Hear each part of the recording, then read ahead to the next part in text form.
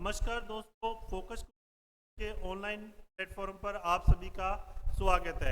आज हम हाजिर हैं आपके सामने 50% टेस्ट सीरीज लेकर। इसके अंदर आपके बहुत सारे महत्वपूर्ण आने वाले हैं। तो आपको RSCIT, ट्रिपल सी, इसके अलावा कॉलेज के जो एग्जाम होते हैं और रेलवे, बैंकिंग, SSC आदि कंपटीशन एग्जामों के अंदर इन सभी प्रश्नों के अंदर महत्वपूर्ण होने वाले हैं। तो अपने शुरू करते हैं पहले क्वेश्चन से।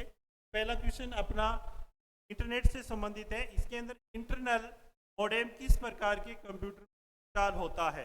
तो इंटरनल मॉडेम के बारे में हमें पूछा गया है। तो मॉडेम है वो सबसे ज़्यादा अपना डेस्कटॉप या लैपटॉप के अंदर होता है, क्योंकि आपको पता है मोबाइल के अंदर मॉडेम काम में नहीं आता है। इसकी जगह आप सैटेलाइट को काम में लेते हो, ठीक है। इसके बाद ए और बी, क्योंकि मोबाइल इसके अंदर है नहीं, ए और बी को हम काम में नहीं लेंगे, फिर इसका क्या हो जाएगा? ए।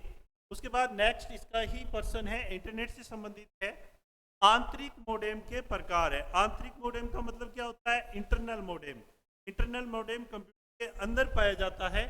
इसके अंदर आपको इसके मॉडेम के प्रकार बताना है, ठीक है। तो इसके अंदर आप आंतरिक मॉडेम के प्रकार बताओगे तो दोनों ही प्रकार इसके अंदर आते हैं, डायल-अप और वायरलेस फिडेलिटी यानी कि वाईफाई। वायरलेस फिडेलिटी यानी कि वाईफाई। डायल-अप कनेक्शन जो अपने इंटरनेट से होता है या सैटेलाइट से न जोड़कर हम इसको कनेक्शन से जोड़ते हैं, तार से जोड़ते हैं, टेलीफोन से जोड़ते हैं, वो सारे के सारे कनेक्शन वायरलेस कनेक्शन के अंतर्गत आते हैं। तीसरा प्रकार का जो क्वेश्चन है वो अपने लिए सबसे महत्वपूर्ण होने वाला है। ये एक सॉफ्टवेयर के बारे में पूछ रहा है। एक सॉफ्टवेयर एप्लीकेशन जो वेब पर कंटेंट और लोकेट कर प्राप्त एवं प्रदर्शित इस्तेमाल होता है। देखिए, वेब का सॉफ्टवेयर पूछा है तो इसके अंदर उत्तर हो जाएगा web browser. Web browser, web server अपना सॉफ्टवेयर नहीं है, ये हार्डवेयर के अंदर हो जाता है। वेब क्लाइंट भी नहीं होगा, URL एड्रेस भी नहीं होगा, ये एक एड्रेस का प्रकार है। तो अपना उत्तर हो जाएगा वेब ब्राउजर। नेक्स्ट क्वेश्चन अपने इसी के ऊपर ही है, इंटरनेट से संबंधित। टेलीफोन लाइन से जुड़ने वाले मॉडेम है। जैसे कि मैंने आपको पहले ही बताया था, टेलीफोन लाइन से जुड़ने वाले मॉडेम के अंदर बताया था डायल-अप कनेक्शन है, वो टेलीफोन लाइन के अंदर काम में ले जाते हैं। तो इसके अंदर जो मॉडेम है वो पहला कौन सा था? पहले उत्तर में आया था ना, इंटरनल मॉडेम। उसके बाद बाहरी मॉडेम भी अपने कंप्यूटर के अंदर इंटरनल मॉडेम है, उसको भी काम में ले सकते हैं, और बाहरी मॉडेम होते हैं उसको भी काम में ले सकते हैं। एक पीसी के अंदर कार्ड लगता है, कार्ड से भी अपने इंटरनेट चला सकते हैं। पहले आता था ना एयरटेल का डोंगल, जिसे अपने डोंगल कहते थे अपनी भाषा में। एयरटेल का आ गया था, वोडाफोन का आ गया था, BSNL का आ गया था। सभी प्रकार के जो डोंगल आए थे उन डोंगल्स को भी हम क्या कहते हैं? मॉडेम के नाम से भी जाने जा सकते हैं। ये टेलीफोन से जा सकते हैं। तो इसका उत्तर हो जाएगा उपरोक्त सभी। इसका उत्तर क्या हो जाएगा? उपरोक्त सभी। नेक्स्ट अपना पर्सन पोर्टेबल कंप्यूटर के लिए बनाया गया मॉडेम है। पोर्टेबल कंप्यूटर का मतलब क्या हो गया? जो कंप्यूटर पोर्टेबल होता है उसके लिए कौन सा मॉडेम बनाया गया, यानी अपने को पोर्ट से समझने के लिए। इसके अंदर देखो, इंटरनल मॉडेम और बाहरी मॉडेम नहीं होंगे, फिर उधर ले जाने के लिए आपको पीसी कार्ड मॉडेम को काम में लेना पड़ेगा, ठीक है। तो इसका उत्तर हो जाएगा पीसी कार्ड। जैसे लैपटॉप वगैरह होते हैं, इसके अंदर अपने बाहरी जो कनेक्शन कनेक्ट करके दे देते हैं या अंदर जोड़ के दे देते हैं, तो क्या होता है? वो काम में नहीं लेते हैं। उसके बाद नेक्स्ट क्वेश्चन आपका सबसे महत्वपूर्ण होने वाला है, बाहरी और आंतरिक। बाहरी और आंतरिक मॉडेम में एक संयोजन की तरह होता है। बाहरी और आंतरिक संयोजन की तरह क्या काम में ले जाता है? देखो, इंटरनल और बाहरी, ये तो दोनों ही आंतरिक और बाहरी हो गया, इसलिए ये उत्तर नहीं होगा। इसका उत्तर क्या हो जाएगा? PC modem. पीसी मॉडेम आंतरिक और बाहरी मॉडेम को संयोजन करता है। संयोजन का मतलब क्या होता है दोस्तों? जोड़ना। ये किसी भी मॉडेम को जोड़ के रखता है। नेक्स्ट उत्तर देखिए, निम्नलिखित में से https://www.google.com में इसने उत्तर में पूछा है प्रोटोकॉल। प्रोटोकॉल क्या होता है? देखिए, ज्यादातर दोस्तों आप ध्यान में रखना, प्रोटोकॉल जो होते हैं ना, लास्ट में क्या होता है, तो यहाँ पर अपने ज्यादातर के अंदर यही देखेंगे, ये प्रोटोकॉल है HTTP, और इसका पूरा नाम भी आपको याद रखना है, hyper text transfer protocol, hyper text transfer protocol. ठीक है, तो ये प्रोटोकॉल है वो आपके इसी के अंदर आ जाएगा।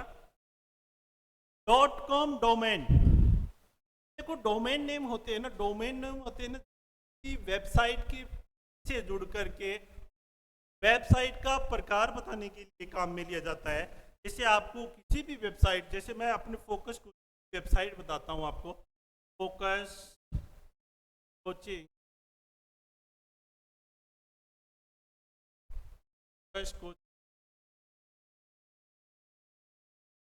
.com, मैं यहाँ .education भी लगा सकता हूँ, है ना।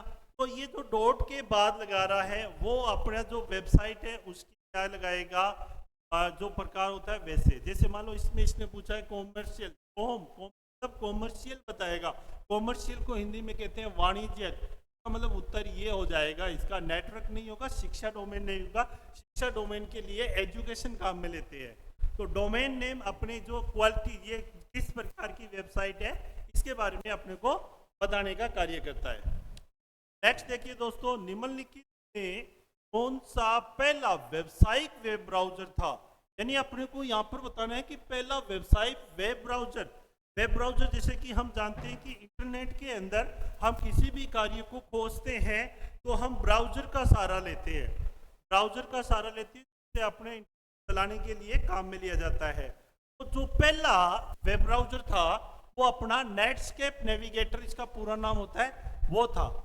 मोजेक, मोजिला वो बाद में आए थे, इंटरनेट एक्सप्लोरर भी बाद में आया है, लेकिन मोजेक जो नेटस्केप नेविगेटर है वो पहला है, पहला ही उत्तर पूछा है।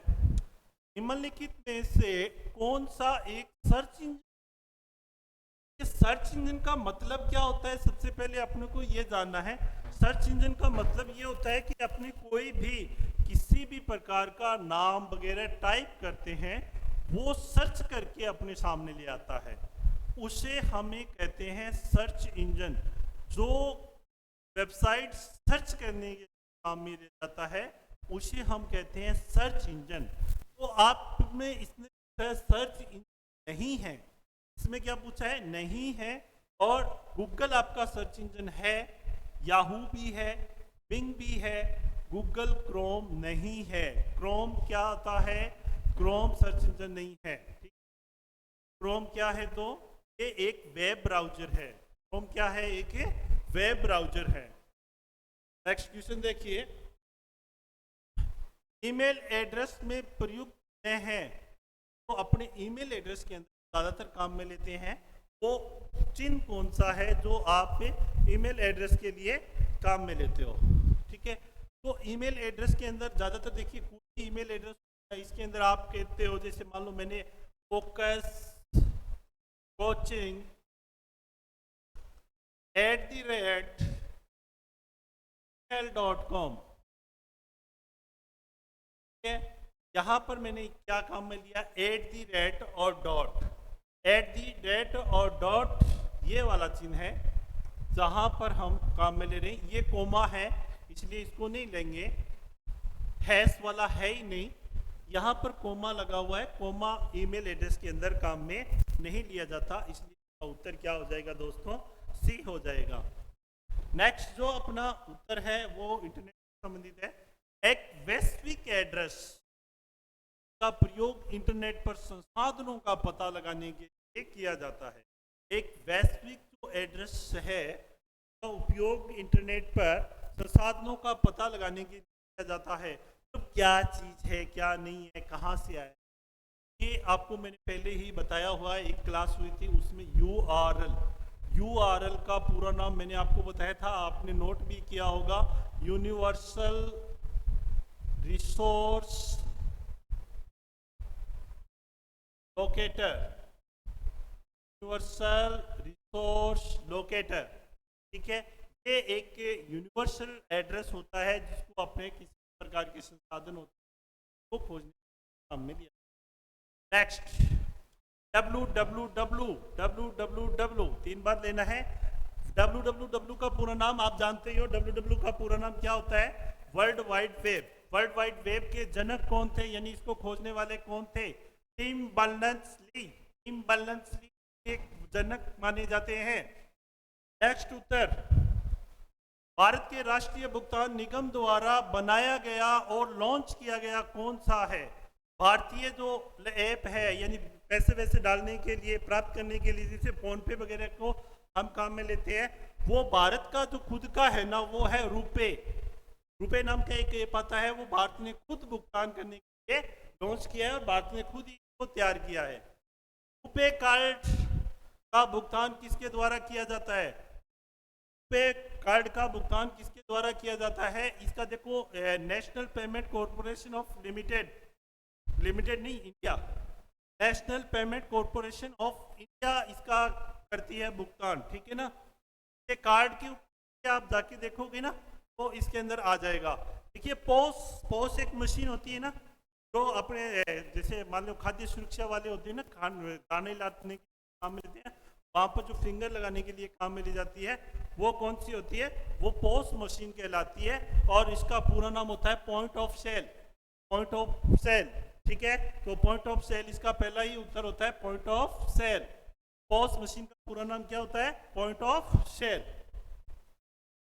खुदरा संसाधनों पर भुगतान करने के लिए काम में लिया जाता है। खुदरा जो होते हैं ना, जैसे मान लो जो छोटे मोटे काम में लिए जाते हैं, उसके लिए पोस ही है, पॉइंट ऑफ सेल। जैसे मैंने आपको खुदरा के अंदर बताया था, जो कोटे होते हैं उनके ऊपर दाने वाने देने के लिए जो अंगूठा लगा के जो जाती है, उसके वही अपने पॉइंट ऑफ सेल्स के नाम से जानते हैं। नेक्स्ट, एक POS टर्मिनल आमतौर पर किस तरह के कार्ड से भुगतान देता है? इसमें आपको POS टर्मिनल सर्विस है, वो किस प्रकार के भुगतान की सर्विस देता है? डेबिट कार्ड से भी कर सकते हैं, क्रेडिट कार्ड से भी कर सकते हैं, ठीक है ना। बैंक के अंदर दो प्रकार के कार्ड होते हैं, डेबिट कार्ड भी होता है और क्रेडिट कार्ड भी होता है। डेबिट कार्ड जो अपना ATM होता है उसे हम डेबिट कार्ड कहेंगे, और क्रेडिट कार्ड कोई लोन वगैरह लेने के लिए, उधार लेने के लिए जो बैंक के द्वारा दी जाती है, एक निश्चित राशि एक निश्चित समय के लिए दी जाती है, उसे हम क्रेडिट कार्ड बोलते हैं। दोनों ही बैंक के ही होते हैं, तो दोनों ही तरह के भुगतान है अपने स्वीकार किए जाते हैं। मोबाइल भुगतान सेवाओं से संबंधित है। देखिए, mobile money, mobile wallet, digital wallet, ये किससे संबंधित है? इनके अंदर आप देखोगे तो सारे के सारे आते हैं जो मोबाइल के भुगतान के रूप में काम में लिए जाते हैं। मोबाइल वॉलेट, मनी वगैरह ये ऐप होते हैं। भारत में किया जाने वाला मोबाइल भुगतान सेवाएं, भारत में सारे ही करते हैं। इसके अंदर कि इसने पूछा है भारत में किए जाने वाला मोबाइल भुगतान सेवाएं, तो इसके अंदर ये अगर पूछ लेना कि भारत का खुद का कौन सा है, तब तो अपना ये उत्तर हो जाता भीम वाला, ठीक है। लेकिन इसने पूछा है कि कौन सा काम में लिया जाता है, तो भारत में सारे काम में लिए जाते हैं। UPI भी लिया जाता है, US लिया जाता है, भीम भी लिया जाता है, तो इसलिए उत्तर इसका क्या हो जाएगा? उपरोक्त सभी, ऑल ऑफ अबव। समझ में आ रहा है? अगर आपको ये कमेंट्स वगैरह समझ में आ रहा है तो आप इसमें कमेंट्स भी डालिएगा, और इसी प्रकार की आप टेस्ट सीरीज वगैरह अगर चाहते हो तो आप हमें प्रमोट करने के चैनल को सब्सक्राइब भी करते रहना, ताकि हमारा मनोबल बढ़ता जाए और हम आगे से आगे डालता जाए। और दोस्तों को इस पेपर का फ़ायदा दिलाने के लिए आप शेयर भी कर देना। विंडोज़ फ़ोन आपके सामने एक बार आए थे ना, 2000 के लगभग विंडोज़ फ़ोन आए थे। अपने जो फ़ोन होते हैं ना, जो होते हैं वो एंड्रॉयड फ़ोन होते हैं। विंडोज़ फ़ोन होते हैं जिसके अंदर विंडो काम में ली जाती है। जैसे कंप्यूटर के अंदर विंडो होती है, वैसी ही विंडो मोबाइल के अंदर काम में ली जाती है। तो विंडोज़ फ़ोन का उपयोग मेट्रो वुमन यूजर इंटरफेस के द्वारा किया जाता है। ऑपरेटिंग इंटरफेस नहीं, ये मेट्रो वुमन इसके द्वारा किया जाता था, ठीक है। ये विंडोज़ फ़ोन काम में लिए जाते थे।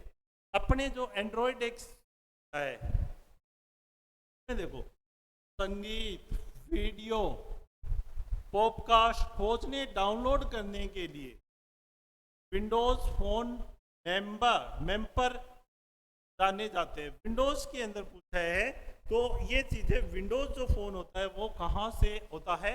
तो मार्केट प्लेस, जो अपना एंड्रॉयड होता है ना, उसके अंदर तो कहाँ से होगा? प्ले स्टोर से होगा, ठीक है। कैमरा वगैरह खोजने के लिए काम नहीं आता, GPS वगैरह भी लोकेशन जानने के लिए काम में ली जाती है। वर्तमान में विंडोज डेस्कटॉप ऑपरेटिंग के नाम योजना का प्रयोग किया जाता है। वर्तमान में जो विंडोज ऑपरेटिंग है उसको किस योजना के रूप में जाना जाता है, इसके अंदर यही क्वेश्चन होता है। तो 8.1 है, विंडो 8 है, विंडोज फोन 7 है, सारे उत्तर हो जाएंगे इसके अंदर। बहुत ही बढ़िया क्वेश्चन आ रहे हैं दोस्तों, जबरदस्त क्वेश्चन। एंड्रॉइड स्मार्टफोन थे ना अपने जो काम में ले रहे हैं वो कौन सा वर्जन होता है? एंड्रॉइड में कॉन्फ़िगरेशन का मतलब होता है इसके क्या क्या चीज होती है, RAM, processor, software update, phone पहचान, विवरण, नेटवर्क विवरण आदि देख सकते हैं। कहाँ से इन चीजों को एंड्रॉइड फोन के माध्यम से आप देख सकते हो। तो आपको इसके अंदर एंड्रॉइड फोन में जाने के लिए सबसे पहले जाना पड़ेगा सेटिंग में। कहाँ जाओगे? सेटिंग में, और फिर अबाउट कर देना। अबाउट के अंदर इसके बारे में सारा कुछ जानकारी होगी, वो आपके सामने आ जाएगी। प्रोसेस डेट है कौन सी के बारे में। दो या दो से अधिक डिवाइसों के बीच में फाइल को तेजी से स्थानांतरित एक लोकप्रिय एप्लीकेशन है।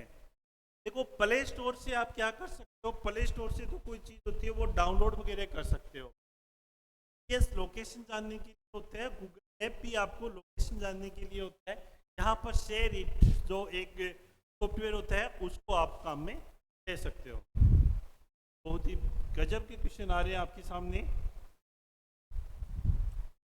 नेक्स्ट क्वेश्चन देखिए आप। रास्ता खोजने के लिए प्रयोग किया जाता है। सबसे पहला ही उत्तर दे दिया आपको, गूगल मैप। मैंने पहले वाले प्रश्न के अंदर आपको बताया था अगर किसी प्रकार का रास्ता वगैरह जानना हो तो आप किसका सहारा लोगे? गूगल मैप का।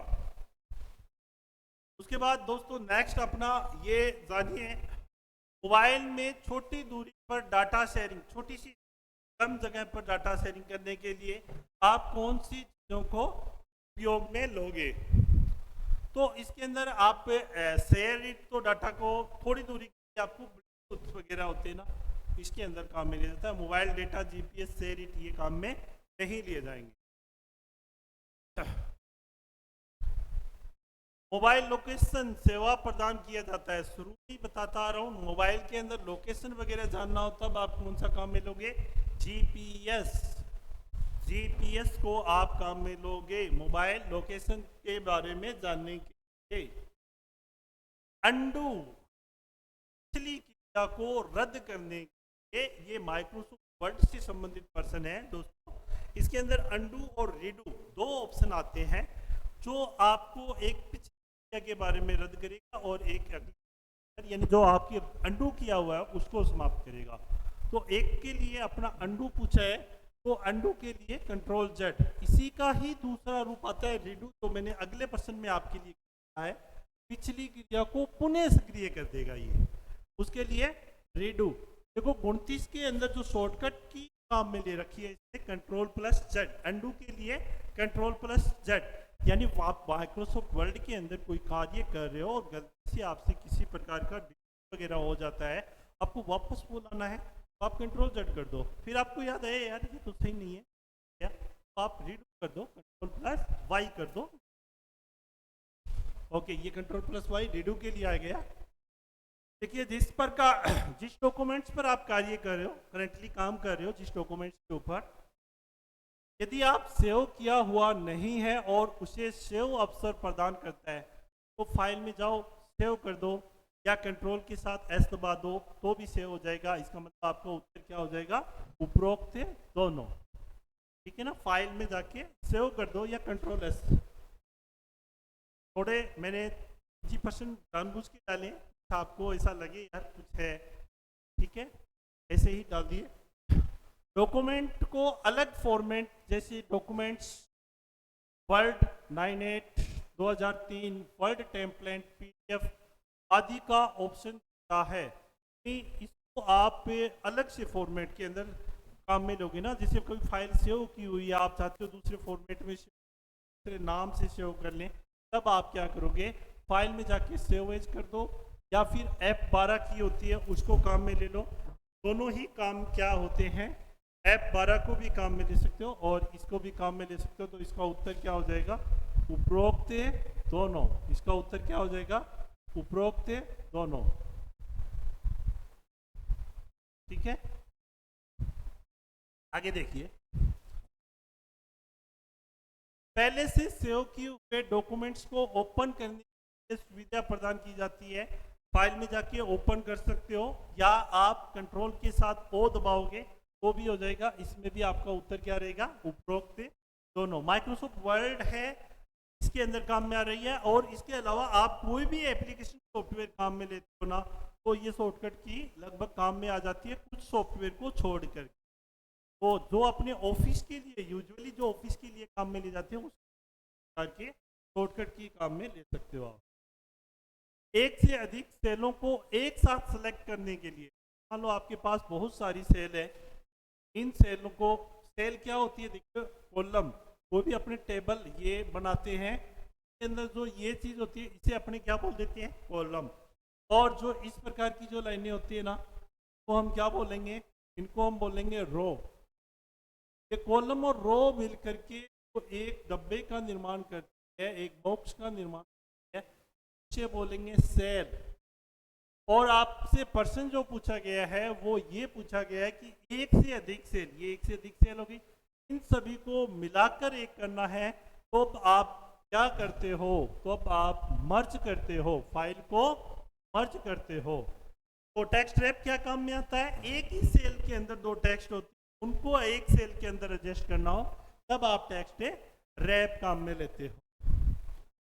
उसके बाद नेक्स्ट आप देखिए, प्रिंटिंग के दौरान सभी सामग्री को एक पृष्ठ में फिट करने के लिए विकल्प का प्रयोग किया जाता है। यानी आप कोई डॉक्यूमेंट्स को प्रिंट करना चाहते हो और सभी को एक कागज पर, तो आप स्केल कर लो, इसको स्केलिंग कर लोगे ना, वहां पर आपकी जैसे थोड़ी बहुत साइड में रही हुई है, जगह कम ज़्यादा हो रही है, उन सभी को एक साथ एडजस्ट कर सकते हो। आप व्यू के अंदर जाके क्या कर सकते हो? स्केलिंग, स्केल आ जाएगा, तो आपको ये ऑप्शन काम में लिया। वर्कशीट में डेटा को फिल्टर करने के लिए कौन सी शॉर्टकट की काम में लिया जाता है? वर्कशीट का मतलब कौन सा हो गया? एक्सेल, स्प्रेडशीट बोलते हैं इसको, एक्सेल भी बोलते हैं। वर्कशीट का मतलब एक शीट हो गया, तो control plus shift plus L, shift साथ में लगाना है दोस्तों, नहीं तो अलाइनमेंट हो जाएगा ना। Control plus shift plus L से ये होता है।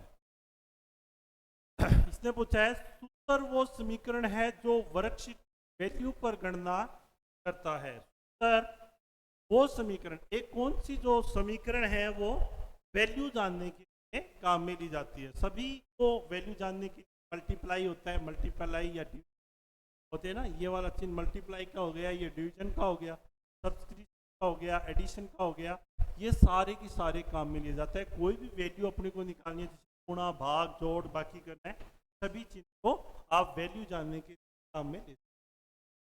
एक्सेल के में पूर्व निर्धारित फॉर्मूलो होते हैं, कुछ निर्धारित फॉर्मूले, इनको कहते हैं कोष्ठक के भीतर सम आर्गुमेंट कहा जाता है। मतलब पहले से आपके एक्सेल के अंदर कुछ से फॉर्मूले होते हैं ना, वो पूर्व निर्धारित होते हैं, यानी इसके अंदर पहले से डिसाइडेड होते हैं। देखो, पूर्व निर्धारित कहीं लैंग्वेज के अंदर हो, कहीं भी हो, लैंग्वेज को क्या बोला जाता है? फंक्शन बोला जाता है। एक्सेल में भी इसको क्या बोलेंगे? फंक्शन बोलेंगे। तो ये पूर्व निर्धारित जो भी टर्मिनल आ जाता है वो फंक्शन के काम में लिया जाता है। डेटा में चित्र में प्रदर्शित किया जाता है, यानी डेटा होता है ना, उसको आप चित्र की तरह, कोई डेटा होता है उसको चित्र के रूप में कहाँ से दिखाओगे? चार्ट के द्वारा दिखाओगे ना। अपने बचपन में 8वीं 10वीं की कक्षा में पढ़ते आ रहे हैं, कोई भी डेटा, जैसे बारिश के डेटा है, साल के जनसंख्या जो वितरण के डेटा है, तो हम किसके माध्यम से दिखा रहे हैं? चार्ट के माध्यम से दिखा रहे हैं। तो इसके अंदर आपका ऑप्शन हो जाएगा चार्ट। चार्ट के बारे में विवरण प्रदर्शित करता है। चार्ट के बारे में विवरण कहाँ से प्रदर्शित किया जाता है, यानी चार्ट के अंदर है क्या चीज एक्चुअल में, ये अपने को जानना है, तब आप उसका टाइटल पढ़ने से आपको पता चल जाएगा कि ये टाइटल है वो क्या काम, कैसे काम। अब पावर पॉइंट के क्वेश्चन आ गए हैं आपके सामने। प्रेजेंटेशन प्रोग्राम भी इसको कहते हैं। Power point 2019 word document outlines को इंपोर्ट करता है। ये पावर पॉइंट के अंदर देखो 2008 7 ऐसे कुछ भी आ जाए, ठीक है ना, तो इसके अंदर आपको डॉक्यूमेंट्स के रूप में लाना हो, तब आप क्या करोगे, सबसे पहले होम पे क्लिक करोगे, होम पे जाके न्यू स्लाइड्स पे करोगे, फिर slides from outlook insert option नाम आएगा, डायलॉग बॉक्स अलग से खुलेगा, उसके अंदर जाके आपको इंसर्ट करना है और इंसर्ट करके आपको ओके करना है। ये केवल न्यू स्लाइड्स के लिए होता है। इसने पूछा है वर्ड डॉक्यूमेंट्स आउटलाइन, इसके लिए आपका उत्तर ए होगा, पर इसका नहीं होगा। पावर पॉइंट में अगर गलती से कोई स्लाइड डिलीट हो जाती है, कर दी जाती है, उसे बहाल करने के लिए आपको मैंने थोड़ी देर पहले ही इसका उत्तर दिया था। क्या करोगे, कंट्रोल प्लस जेड कर दोगे या अंडू कर दोगे, दोनों ही करोगे ना, इसलिए ए और बी दोनों उत्तर हो जाएंगे। यानी कंट्रोल प्लस जेड शॉर्टकट की है, और वैसे क्या है इसका ऑप्शन, अंडू, वैसे इसका ऑप्शन अंडू नाम होता है, और कंट्रोल प्लस जेड इसकी क्या होती है, शॉर्टकट की होती है। ऑडियो क्लिप को इंसर्ट करने के लिए आपको इसमें बताया कि ऑडियो कंप्यूटर के स्लाइड्स के अंदर आपको ऑडियो वगैरह डालनी हो, तो आप क्या करोगे, सबसे पहले इंसर्ट मेनू में जाओगे, इंसर्ट मेनू के अंदर जा करके आपको क्या करना है, मीडिया में जाना है, वहां से आप चाहे तो ऑडियो कर लो चाहे तो वीडियो, ठीक है। तो आपसे इसने पूछा है ऑडियो, ये उत्तर हो जाएगा। अगर ये पूछ लेता तो ये वीडियो में नहीं आएगा, इंसर्ट में आएगा। ऑडियो क्लिप, ये वाला प्रश्न दोबारा आ गया। पावर पॉइंट 2019 में इस्तेमाल कर एक स्लाइड से दूसरी स्लाइड पर जा सकते हैं। नेटवर्क या दूसरी फाइल का प्रोग्राम, मतलब एक स्लाइड से दूसरी स्लाइड जोड़ने के लिए कहीं भी चाहे डॉक्यूमेंट्स हो, कोई भी चीज़ हो, आपको जोड़ना हो तो हाइपरलिंक से जा सकते हो, ठीक है। और इसके लिए अपने पास जो शॉर्टकट की हाइपरलिंक की, कंट्रोल के साथ याद, ये हाइपरलिंक से ऐड। उसके बाद नेक्स्ट देखिए आपका क्वेश्चन, पावर पॉइंट 2019 हाइपरलिंक को इंसर्ट करने के लिए कैसे काम में लोगे। देखो मैंने पहले ही बता दिया था आपको, इंसर्ट में जाना है, लिंक पे जाना है, ये जाना है, या कंट्रोल के पास के दबाओगे, इसका उत्तर आ जाएगा ए बी। उसके बाद देखिए नेक्स्ट, पावर पॉइंट 2019 टेबल को इंसर्ट, टेबल इंसर्ट करके आप कौन सा ऑप्शन काम में लोगे। पावर पॉइंट 2019 के अंदर आपको टेबल काम में लेनी है, इंसर्ट में जाओगे, टेबल्स में जाके ग्रुप चुन लोगे, या इंसर्ट जाके नंबर ऑफ कॉलम और नंबर ऑफ रो डाल के, पहले मैंने बताया था, इसके मतलब इसका उत्तर ए और बी दोनों हो जाए।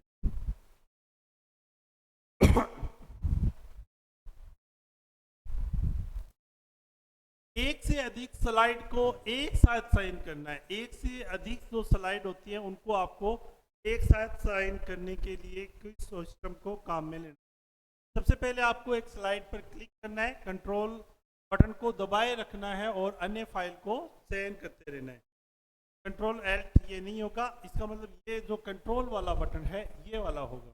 सबसे पहले आपको एक स्लाइड को चयन कर लेना, एक स्लाइड को चयन करने के बाद उसके ऊपर कंट्रोल बटन दबाए रखना और करते जाना जी, आप पे स्लाइड को चयन कर लो, एक से अधिक फोटो को चयन कर लो, एक से अधिक टेक्स्ट को चयन कर लो, एक साथ काम में ले सकते हो। स्पाईवेयर का एक और रूप के रूप में जाना जाता है जो भी प्रॉक्स रिकॉर्ड करता है और कंप्यूटर की अवधि स्क्रीनशॉट भी लेता है। ये वायरस से संबंधित क्वेश्चन है, आजकल जो क्वेश्चन आते हैं वो इनसे संबंधित बहुत ज़्यादा आते हैं। इसमें की लॉगर वायरस अलग होगा, ट्रोजन हॉर्स अलग हो, ये सारे अलग हो जाए। इसमें की लॉगर्स है वो पर्सन। उसके बाद नेक्स्ट 49 क्वेश्चन, मेलवेयर से बचा जा सकता है। मेलवेयर क्या होता है, एक प्रकार का वायरस ही होता है, उससे हम कैसे बचेंगे। तो अज्ञात व अविश्वसनीय स्रोतों द्वारा प्राप्त भेजे गए लिंक के ऊपर अपने को क्लिक नहीं करना है। ईमेल के साथ जो भी अटैचमेंट फाइल आती है उसको अपने को डाउनलोड नहीं करना है, कि ये साइबर क्राइम होते हैं ना, वो माध्यम से फाइलों से तो इन फाइलों को जुड़ने के लिए आपको दोनों काम में ये एक जन जागृति के अंदर भी आजकल आपको बताया जाता है कि आपको एक दे दिया जाता है, आपका बैंक खाता खाली कर दिया जाता है। इससे बचने के लिए आपको क्या करना है दोस्तों, न तो कोई फोटो वोटो जिनको आप बिल्कुल नहीं डाउनलोड मत करो। अगर आप थोड़ा बहुत जानते हो या कोई ऐसा लिंक आपके पास आ जाए, अज्ञात सूत्रों से आ जाए, तो भी आपको पता नहीं करना कि क्या है, वरना आपके अकाउंट का या आपकी जो इम्पोर्टेंट फाइलें होती है वो, या आपकी जो पर्सनल फाइल्स होती है, फोटो वगैरह जो भी होती है, वो दूसरे जो हैकर्स होते हैं उनके पास पहुंच जाती है और आप किसी भी प्रकार की ऑनलाइन ठगी से परेशान हो सकते हो। ईमेल एक लिंक भेजकर किस प्रकार का अटैक किया जाता है, ईमेल के अंदर एक लिंक भेजा जाता है और उसके अंदर आपको एक फिशिंग होती है, आपको एक लिंक भेज दिया जाएगा, फिर आपको एक लिंक भेज के आपके जो कंप्यूटर होता है उसके ऊपर अटैक कर दिया जाता है। आप जैसे ही इस लिंक के ऊपर करोगे, पूरा का पूरा कंप्यूटर आपका जो साइबर होता है, साइबर क्राइम करने वाला होता है, उसके पास चला जाता है और वो आपकी जो चाहे फाइल है वो आपकी उसके अंदर उसके पास चली जाती है।